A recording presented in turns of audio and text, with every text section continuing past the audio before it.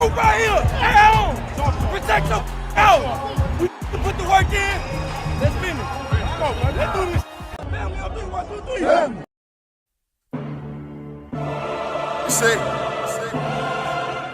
we dream chase, cause that's all we was given to start with. Then we realized the dream was obtainable. Now look at us.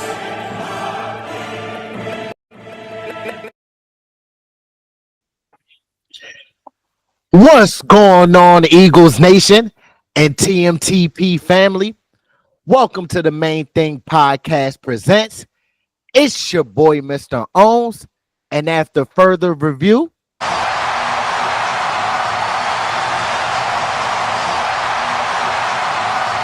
the call stands. I'm still official with no stripes.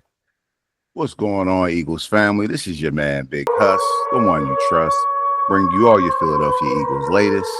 Hey, man, we tapping in with y'all on a Friday to discuss divisional round weekend, man, where Philadelphia Eagles are taking on the Los Angeles Rams. We coming as a number 2 seed. They're coming in as a number 4 seed. It should be a great weekend. This is a rematch of a game in which we've already played. It seems like we're having a lot of those this playoff round. But, yeah, we saw them earlier, beat them 37-20. It was really big beat down. You can call it the Saquon show, where he had over 300 yards of total offense, 255 yards rushing, 47 yards receiving, 2 touchdowns. He really showed out, man. It was just a dominant win. I don't expect it to be maybe as dominant this go around, but a good matchup. The Rams have won 6 of their 7 last games, including the wild card win over the Vikings, where they beat the Vikings 27-9. Totally got them boys up out of there. It was a defensive shellacking. They're not the same team in which we played previously. The defense just stepped up. The offense has held on and did what they were supposed to do, but both teams have grown. Both teams have managed to make it this far in the playoffs, so both teams should be good teams. This is also a matchup where you have to watch out for the weather. Should be 30s, possibly snowing this weekend, so that's something to look out for, especially being that they are a dome team. They primarily play indoors. We outdoors, we play whatever the elements are. We out there playing for real. Now, Matthew Stafford, when playing outdoors in the elements, he has a 1-8 record, a 54.6 completion percentage, 14 touchdowns, 11 interceptions, a 76 passer rating.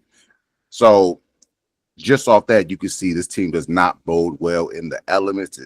The game's looking like it should be working in our favor this week. So I'm looking forward to seeing it. Looking forward to the matchup.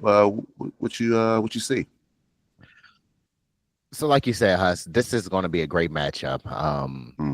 Obviously, like you said, we won 37-20 not too long ago against the Rams in LA.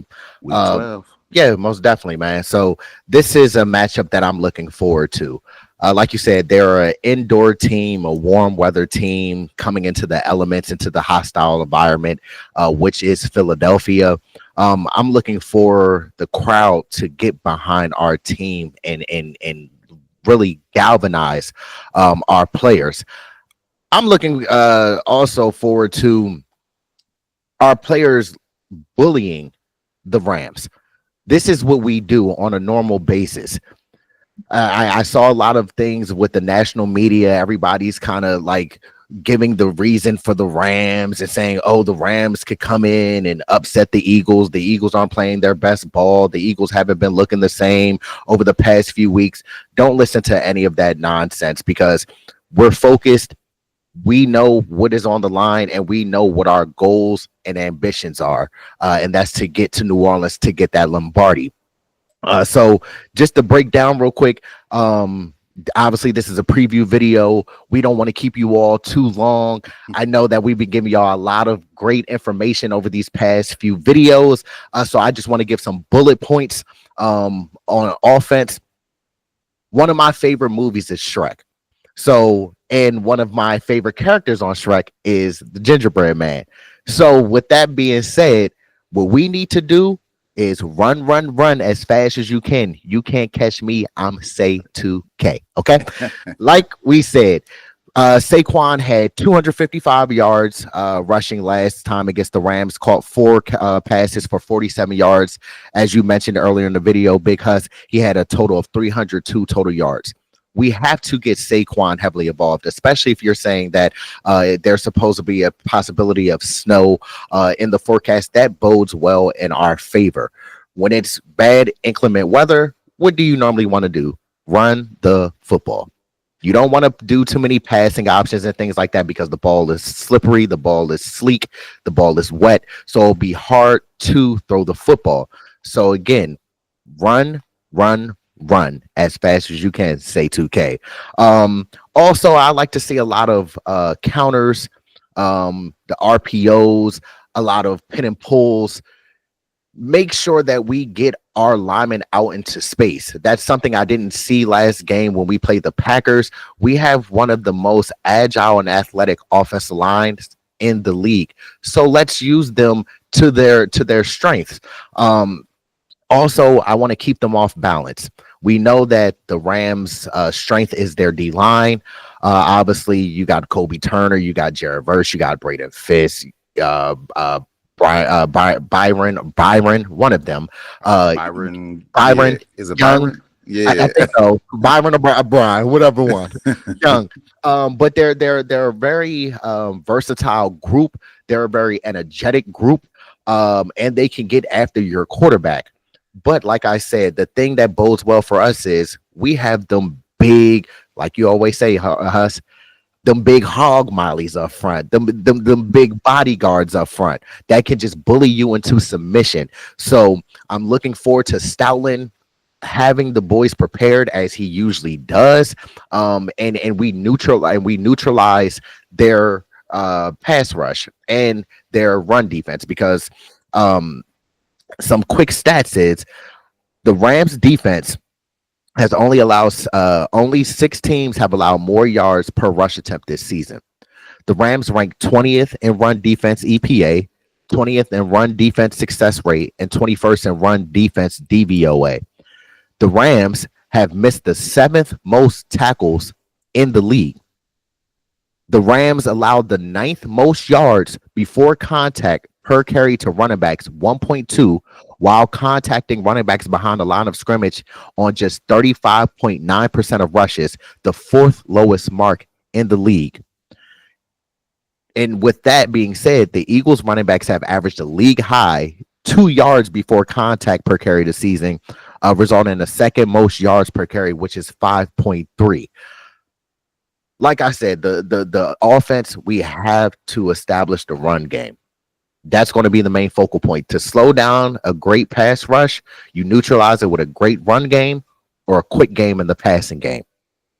And also, like I said, some more bullet points. I like to see some more running back screens, some more wide receiver screens that will get the ball out of QB1's hands quickly.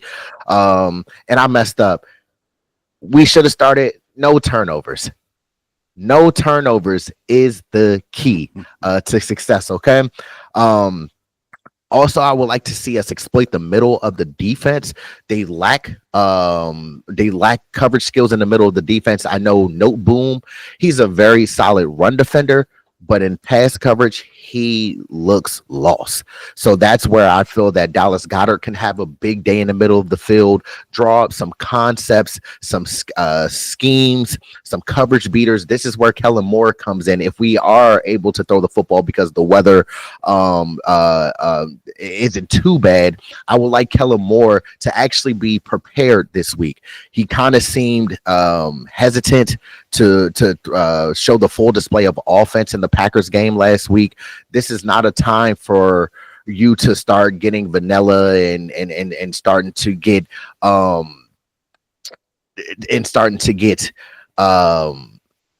nonchalant with the play calling. We're in the divisional round here. It's win or go home. All right, so that's something that I would like to see us exploit. Also, I noticed when I was watching film, the Rams corners play a lot of heavy outside leverage press man because they have a lot of help coming from the inside and over top. But with that being said, I know that their starting corner Akila Witherspoon, he's hasn't practiced for the last 2 days, so he's doubtful. So that means that it's going to be a backup. When we have our shots from running the football and being productive in the run game, let's take our shots on play action. Let's get AJ heavily involved. Let's get Smitty involved because last week, even though they channeled their inner excellence because the passing game wasn't as efficient as it can be, we know what they bring. So I would like to see them involved heavy in the game. These corners, these safeties cannot match up with our skill position. Pound for pound, when you look at their defense, yeah, their defense has been good over the past few weeks and things like that, but they haven't really played a caliber of offense as us. So I would like us to take more shots.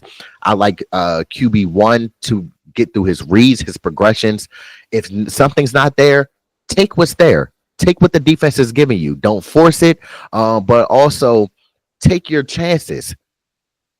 You have to take your chances. That's the only way that big plays are made. That's the only way that the passing game is fluid. When you take your chances, get to your top of your drop and let that ball rip. QB1, we know that you can do it. We've seen you do it. A lot of people are doubting you, but this is an opportunity for you to come out and silence these doubters and critics.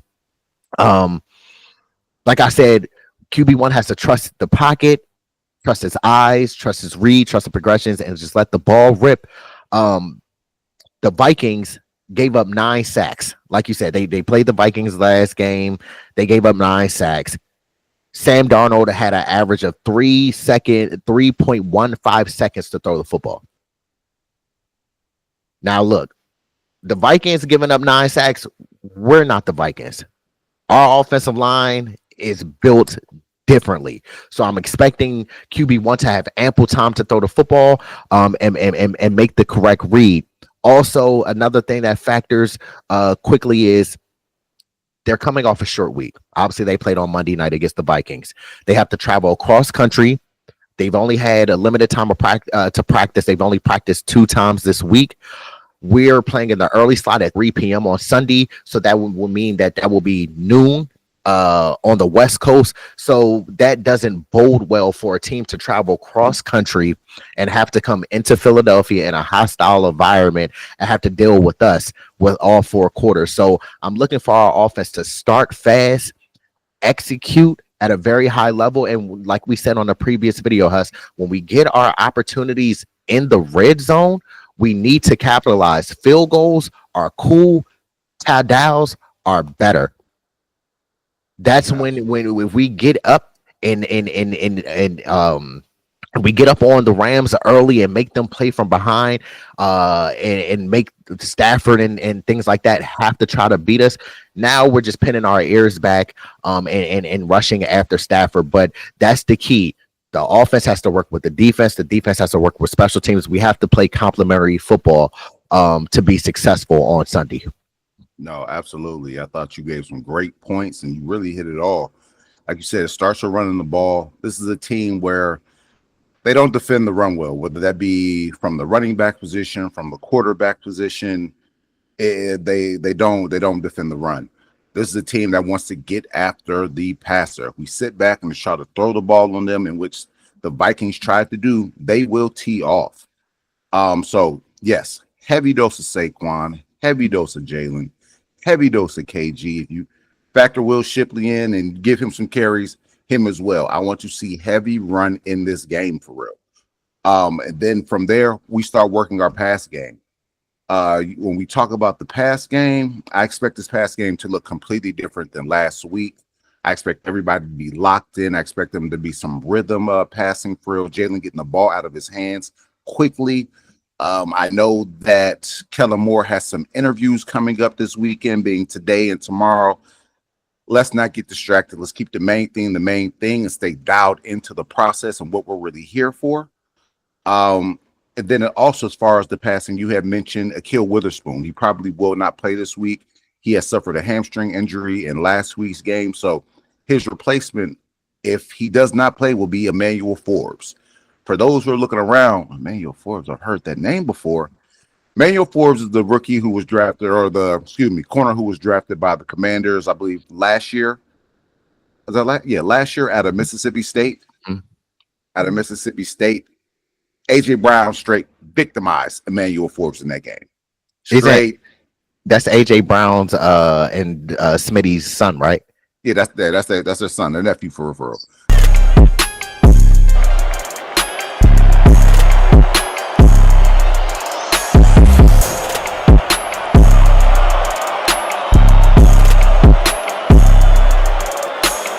Devontae Smith. Pulling out the coupe at the lot. Told him for a 12 for the swat. Busting all the bells out the box. I just hit the link with the box. Had my man over there in tears on the sideline. So if you see him in the game, we already know how that's going to go. As you had mentioned last week, the Vikings gave up 9 sacks. Really, they gave up 9 sacks because they couldn't establish the run. They got into pass-happy mode. The O-line could not protect. Their O-line is not our O-line. Now, granted, the Rams do have a formidable front, especially when you're talking about pass rushing. Their D-line is led by Jared Verse, a rookie out of Florida State. PFF grade of 86.2, pass rush grade of 83.7, run defense grade of 78.7. Now, here's the crazy part. He had 77 pressures on the year. He is straight getting after quarterbacks. Now, not so much when we played him in the last go. I know who's going up against Jordan Mailata in 23 pass attempts. I believe he only had one hurry or one pressure. But they get after it. And then between Fisk and Turner, those two have a total of 116 pressures and 16 and a half sacks. So when it comes to pass rushing, this team is up there. Don't sleep on them. They will make plays if you just allow them to sit back and tee off for you, but I don't expect us to do that. We will be physical with them. We will pound, and work our pass game off of that. Now, when it comes to third downs, we have to be much more efficient on third down. We were, I believe, 18% last week. 2 for 11. 2 for 11. That's not going to cut it. The Eagles' offense this year on third down is 43%. That's ranked 9th. The Rams' defense on third down is 40%. Excuse me, that ranks 19th. So they're not good on third down. But if you get them in a third and long situation, or what, you already know that's obvious passing down. That's a plus for them. That's a win for the defense for real. So let's keep these third downs, third and short, third and manageable, where we still have our full array and our full array of plays. We can really dive into our playbook and not be so predictable offensively. When it comes to the money downs, red zone, we have to eat. We have to eat. Now, we talked about their third down defense, middle of the road. Their red zone defense, ranked number 6. So when you get down there, they're not giving up a lot of points. Our red zone offense, middle of the road, 14th. This will be a game once you get down in the red zone. Kellen Moore's going to have to get creative. I mean, dial some things up, give some misdirection. This is a fast-flowing defense. They want to be aggressive. Like I said, they want to rush the passer. Use a little bit of that aggression against them. You know, let's get creative down there. Settling for field goals is not going to cut it, especially if Matthew Stafford goes on and he's hot for whatever the reason that day. You don't want to get into a shootout. So no turnovers, as you started with. No turnovers.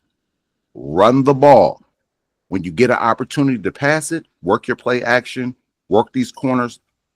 They're not the best pass defense. And then when you get in these red zone situations, you have to convert.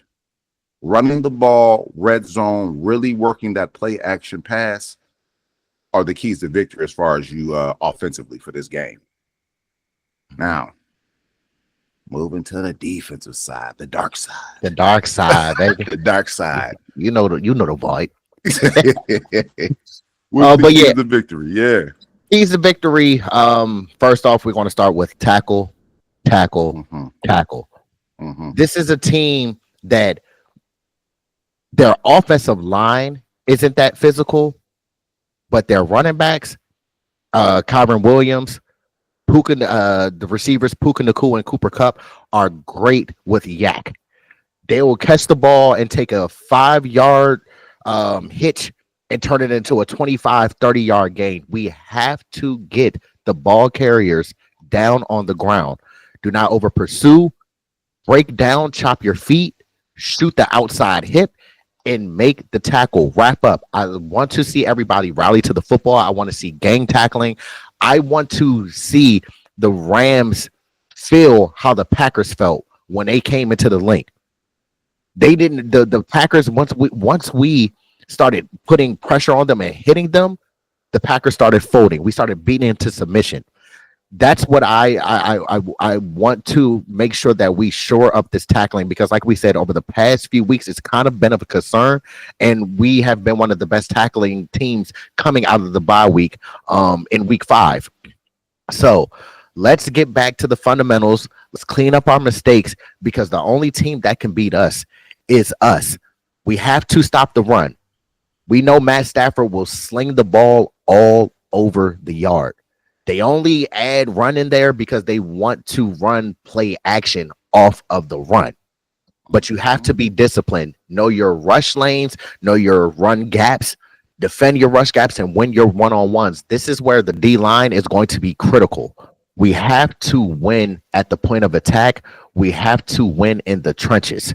Like I said, their offensive line is not their strong suit on the offensive side of the ball. So I'm looking for Jalen Carter, who was double teamed. According to NFL Pro, Jalen Carter faced a double team on 62.9% of his pass rushes in week 12 against the Rams. That was the 5th highest double team rate he's ever faced. So with that being said, if Jalen Carter is getting double teamed, who does that free up? Oh, Milton Williams, Moro Jomo. That frees up the other interior linemen to eat and feast. Also, we have to make sure once we push the interior of the pocket and apply pressure from the middle, let's converge on the outside. Let's keep Matthew Stafford contained. He's not a mobile quarterback. Matthew Stafford will rather just sit in the pocket and pick you apart from the pocket. But as we all know, Matt Stafford is not great in cold weather. As you stated before, you gave the rundown on the stats about him. We know what Matt Stafford is. Once you get near his feet, once you get near him, he starts to get rattled. He gets the ball out faster than he normally would like to. He doesn't see the field as well. When he's clean, Matthew Stafford could throw it with the best of them. Even with him being older, on the older side now, Matthew Stafford could still sling that pill. So what we have to do is make sure that we bottle him up. Make sure when we get to him, we finish. Don't just stick a hand out and try to reach for him. No, make sure that we grab and finish him and get him to the ground. Because once you start doing that with him, Matthew Stafford will fold. Another thing that we have to do, be disciplined with our eyes. As you stated in the prior video when we did the preview against the Rams, they use a lot of motion. They use a lot of window dressing. So that's where it's key for your eyes to be focused and disciplined. Don't let that fool you, because what I noticed is when I watched the Rams play the Vikings on Monday, a lot of times they'll tell you where they're going. If you notice, a lot of times when they run in motion across the formation, wherever they put Puka in motion, they usually either run it to that side, or they'll do the play action to that side and then try to take the big play downfield. Like I said, just be disciplined. Another thing where I want to make sure that we're on point and key on is when Puka motions across the formation, we got beat a lot of times. I think we got beat 2 or 3 times in the last game. He motions across the formation, they run play action, and he slips out into the flats. That's something that we have to make sure that we don't over pursue and flow too hard to the play action side, and make sure that we stay honest and stay home on the back end. So when he does slip out into the flats, we're able to come up, rally, and make that tackle and get Puka down to the ground, because Puka is the person outside of Matthew Stafford on their offense. Puka is the key to stop. Even though he's in his second year, he's still one of the top receivers. So that's something that we have to truly, truly focus on. it's funny. So, and before I get to what I was going to say,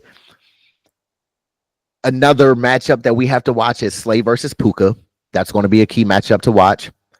Coop versus Coop. Coop did a great job. He did an excellent job against Cooper Cup last time that we faced the Rams. He eliminated Cooper Cup. Now we could just focus on Puka. That makes it easier now because they usually have a two-headed monster at receiver. But if we could eliminate Cooper Cup and focus on Puka trying to beat us, I like our odds. But then also I know with N'Kobe Dean being out, I know that Sean McVay is going to try to pick on either Orrin Burks or Jeremiah Trotter Jr., who, depending on who's in there, they're going to try to get Higbee involved because Higbee, even though I think he was in the hospital coughing up blood earlier this week.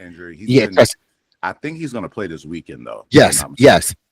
But that's somebody that we have to watch. We haven't really been giving up a lot of big plays and yards to the tight end. But with, like I said, with McVay knowing that N'Kobe's out and things like that, he's going to try to exploit the backup, as a coach should. When you see that might be the weak link, as you stated in the last video, attack the weak link. It only makes sense. But another interesting battle that's not on the field, it's more of a mind game, a chess game, is McVay versus Fangio. So over the years, Fangio has had McVay's number, including this year when we beat the Rams in LA. The Rams offense featured motion on 82.1% of plays this season, the second highest rate in the NFL. Matthew Stafford recorded the second most passing yards in the league on plays with motion, 3,123, while Puka Nacua recorded the most receiving yards in the league on plays he was sent in motion, 457. Matchup: the Eagles defense allowed the fewest yards per play in the NFL against plays with motion, 4.7. But however, in week 12, the Eagles allowed 6 yards per play when the Rams used motion, their third most this season. As I stated before, be disciplined with your eyes. It's the king of motions versus the king of stopping motions. That is going to be the battle and the matchup to watch between Sean McVay and Fangio, especially now that they've had months to prepare and look back at the film and the tape and see where they went wrong. They're going to try to have this chess match, so that's going to be an interesting thing to watch. Also, one person who I'm looking forward to bouncing back from having one of his worst games against the Rams is Quinyon. The Rams game was actually statistically one of the lower points of Mitchell's season. According to NFL Pro, he allowed 6 receptions for 75 yards as the nearest defender in coverage in week 12. The rookie hasn't allowed higher totals in either category this season. So that's something that I'm eager to see, especially with him playing possibly the best duo in receivers this year. I think we have to go back probably to the Bucks with Godwin and Mike Evans for duos, because I know the best receiver that we've played this year is Jamar Chase on the Bengals. But duo wise, I probably say we have to go all the way back to week 4 with the Bucks. So that's something that that we need to keep an eye on. And finally, what I want to finish off on defense is everybody keeps saying, "Oh, the Rams offense, they're so explosive. They'll just put up points with you." What's it called? If you get in a shootout with Matt Stafford, that's not what you want. We have to take this into context, into consideration too, as well, man, because a lot of people, y'all keep crowning these teams that are mid-tier and trying to make them elite. So I'm gonna start from the Saints game, which was back on December 1st. The Rams won 21-14. We know who the Saints are. The Saints aren't that good. The Rams beat the Bills 44-42, which is a solid win. Very solid win. That's probably their best output of the season by far. The Rams beat the 49ers 12-6. Nothing major. The Rams beat the Jets 19-9. The Rams beat the Cardinals 13-9. The Seahawks beat the Rams 30-25.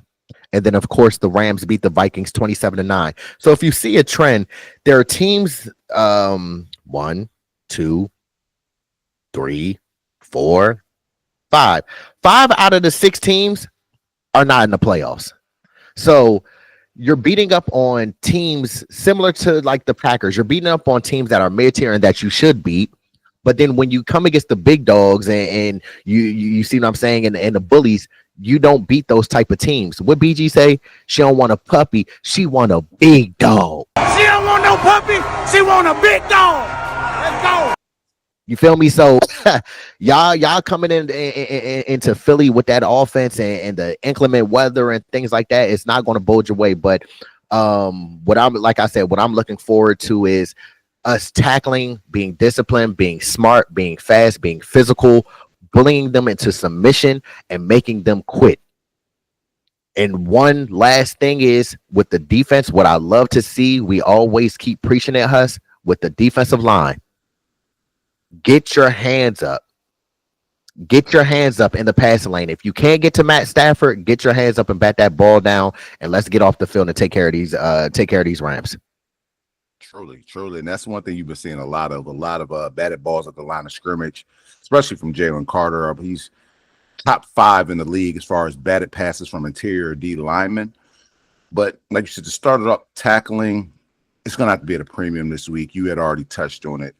This team, they're like the Yak Kings between Kyron Williams, Cooper Kupp, and Puka Nacua. They get a lot of yards after contact, a lot of yards after catch. So we need sound tackling. Everybody rallying to the ball. It needs to be a group effort. I don't want to see, like I said, any yards after contact. Now, when you're talking about this Rams offense, as you mentioned, everybody, they think Matthew Stafford, big arm, you got the receivers, everything else. You're like, this is an explosive offense. This offense really hasn't been that explosive. They've been held under 21 points in 4 straight games. Now you go back, you're like, well, they just put up 27 on the Vikings. They've been getting a lot of defensive contributions.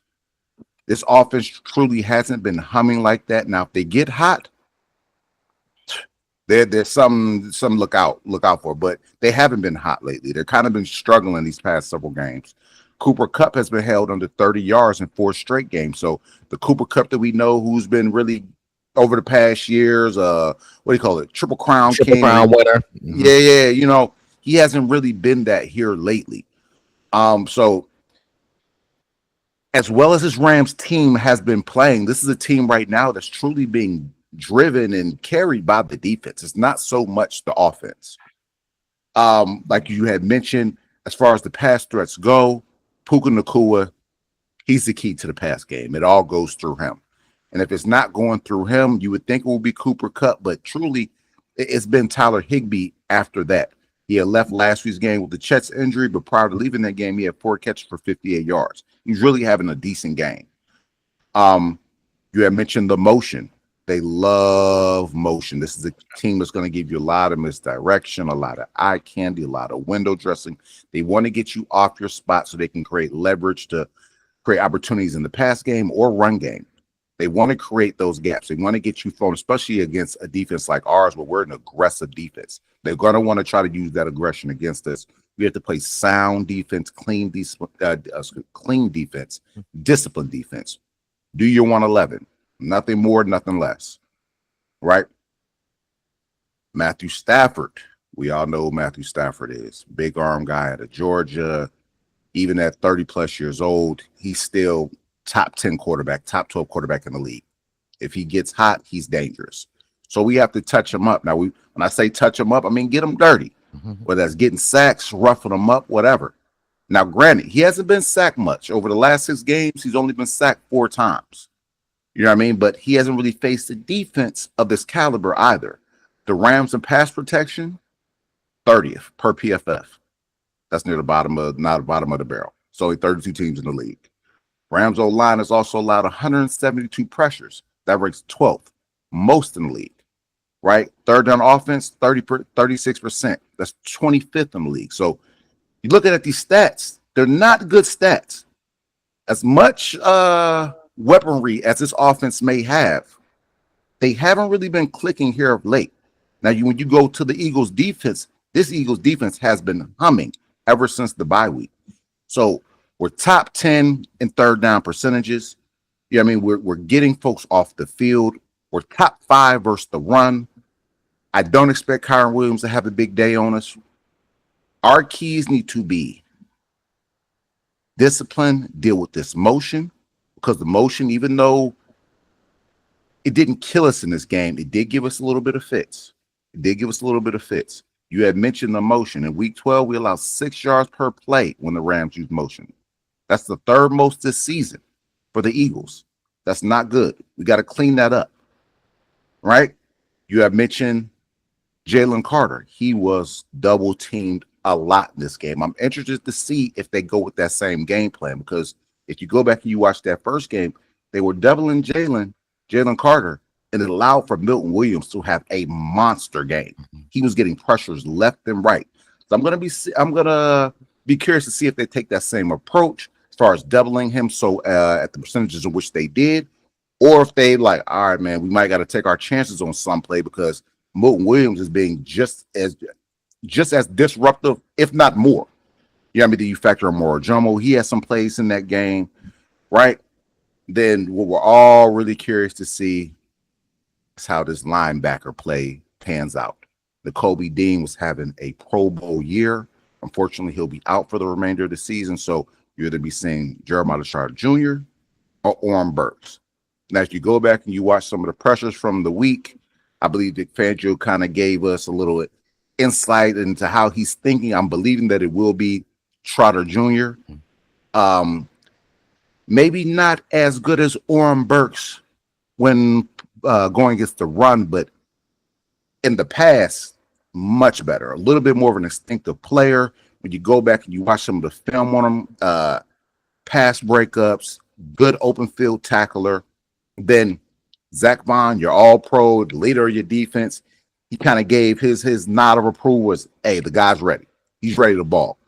So between Fangio and Bond, I'm thinking we'll see more Trot Jr., but they might mix both guys in. But I'm curious to see how that group plays out. I'm curious to see how Cooper DeJean plays out going up against, it'll probably be Cooper Kupp, savvy receiver. He did well in that first matchup, but I expect for Sean McVay to have some wrinkles going into this playoff matchup, especially how we dominated them in that last, the first matchup, excuse me. Like I said, so going back over it, tackling, discipline, defense. Do not chase the rabbit. Don't chase the rabbit, right? Do your 111, tackle, rough Stafford up. Stafford is a quarterback who, when you get to him and you push him off his mark, like most quarterbacks, they don't want to get touched. So ruffle him up, tackle. Let's play some disciplined defense. And honestly, we should get this dub. We should really walk away with it for real. I don't think that this offense will really do too much of anything we haven't seen. We face more potent offenses. We just got to continue to ride this wave. And as we mentioned, complementary football, man. The offense working with the defense working with offense, both groups working with special teams. Now, speaking of special teams, it has to be on point. It has to be on point this week, man. Good kick data. They don't have the best punt returner, but that doesn't mean get lax. Let's still stay in our lanes. Continue to build off what we did last week versus the Packers. We really played sound special teams last week in the kicking units. Jake Elliott continued to build on what he did as far as making your field goals, make your extra points, take the easy ones. Okay, Brady Man, continue to do your thing. And I think the special teams will continue to have a good day. Like you said, I don't want to touch too much on special teams. You hit it right on the head because Jake Elliott, let's focus on going 100%, whether that be field goals or extra points. Hopefully, again, Michael Clay uses our suggestions and puts Jake back on kickoff duties, which he has thrived in and has done a very, very great job. Brady Man, you keep building off this not only solid season, you were great last year, but building off of this season. Keep doing what you're doing and pinning the offenses down and they're deep in their territory and making them actually drive the field. Let's win the field position game. That's going to be key. Instead of having people only drive, I have to go 40 yards. Let's make them go 80 yards to try to score. Like you said, let's be disciplined on kickoff coverage, punt coverage, and let's just win the day on special teams. That's the key. Win the day. Absolutely. Now, something also to take note of is Sean Smith will be the referee in this game. For those who don't know Sean Smith, this was the referee who had refed our last game versus the Commanders, where Chauncey Gardner-Johnson got ejected for talking mess or taunting, as he said. You had a Commanders player who had literally punched CJGJ right in the face, right in front of Sean. They flagged CJGJ instead of flagging the person who punched the player in the face.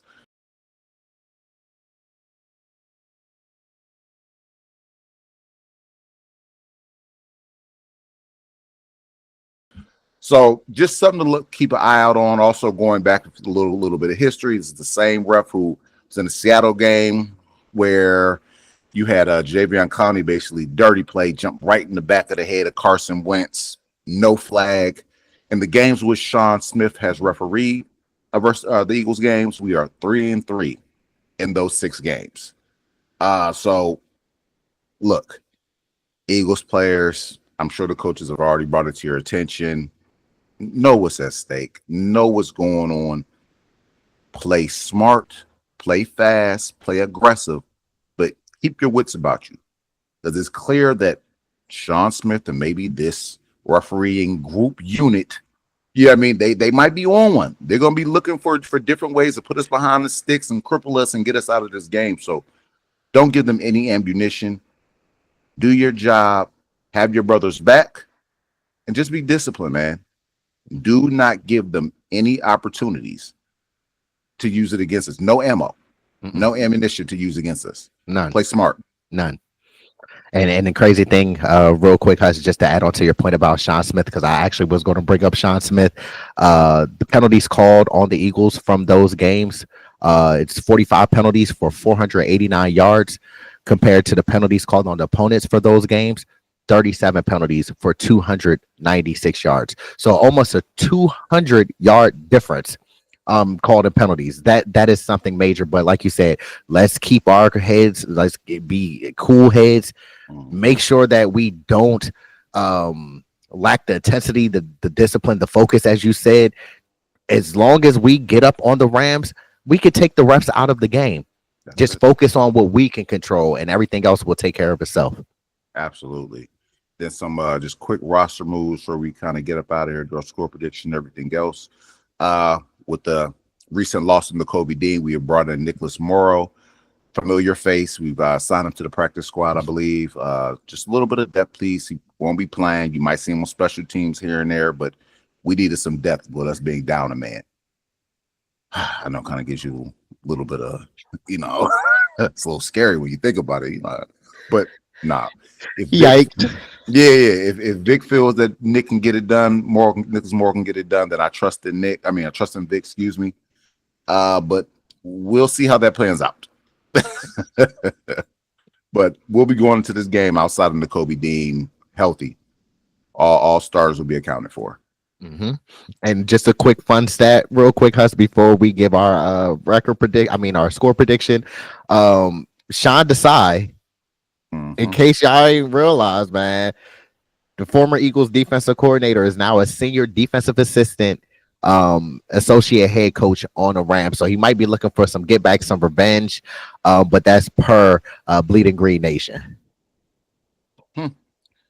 We'll see how that goes. Yeah, we'll actually be able to see how real defenses ran. Okay. Firsthand. Okay. No. Anything else that you want to touch on, though? Yeah, so before we give the score predictions, I just want to say thank you all to our supporters. Thank you to our loyal supporters. Thank you to the new supporters for coming and checking out our channel, becoming a part of our community. We truly appreciate doing these videos for y'all. We love, obviously, as y'all see, football, and we love the Eagles and getting this news out to y'all. Just make sure that you all keep liking these videos so we can keep circulating these videos in the algorithm. I'm sorry. Make sure that y'all keep commenting. Make sure y'all putting the score predictions, y'all view of the game and things like that, because we really do want to connect with you all and get to know our supporters on a more personal level. Make sure that y'all are subscribing to keep this channel and this community growing and flourishing. And finally, make sure y'all turning on that notification bell, also known as that Liberty Bell looking thingy, so you don't miss when Swoop comes out with the Eagles news and updates. Absolutely. Hey, my brother couldn't have said it any better. Now, man, let's get to these score predictions. Ooh. You want to take that? You want to go first? What you want to do? I go first. Y'all already know what it is, man. We going to this NFC champion game for real. But nah, start with this one, man. Divisional round. I got the Eagles beating the LA Rams 33-14. Wait, what happened? Why are you making that face, bro? Oh, this is sick, bro. I want y'all to know, as our supporters, that we don't discuss score predictions. So when we do give our score predictions, we're literally giving it to y'all right now. You said 33-14, Big Hus, Big Bro. I literally have 34-14. So I have us by 1 point. Literally, bro. This is crazy, but that's what brothers are. Look, me great minds think alike. Yeah, we here with it. Yeah, we here for sure. Somebody go. Come on, bro. Y'all already know. With that being said, we gonna win this game, go to the NFC Championship game, and be in there. Hey, and that'll be once we align, not to put the cart before the horse, but once we get this dub, that'll be the matchup everyone's been waiting for all year. Hopefully, if you don't know, hopefully the Lions handle their business. You know what I'm saying? And we meet them in that game, bro, because that's one we've been looking for. Mm-hmm. That's what everybody's been looking forward to, for real, outside of the Super Bowl.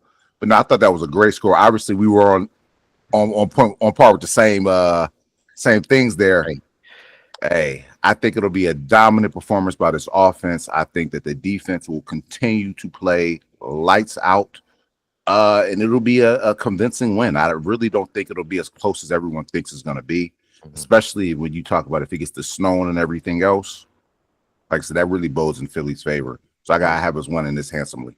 Mm-hmm. Mm-hmm. You couldn't have said it any better, bro. But before we get up out of here, if you don't know, I go by Big Hus. And I go by Mr. Owens. And this is the Main Thing podcast, where we keep the main thing the main thing. Hey, man, I hope you all are having a great week, gearing up for this great matchup we'll have this weekend. Prayers out to everybody out in LA again. Hey, let's stay blessed. Go Birds. Love y'all. Appreciate y'all for tapping in. Let's get it. Let's get it. Let's get it. Y'all know the vibes. It was I was gonna make a lot of money doing what I wanted to do. I went after it, and it was a struggle to achieve it. But you know what? I caught that bitch. Dream chasing.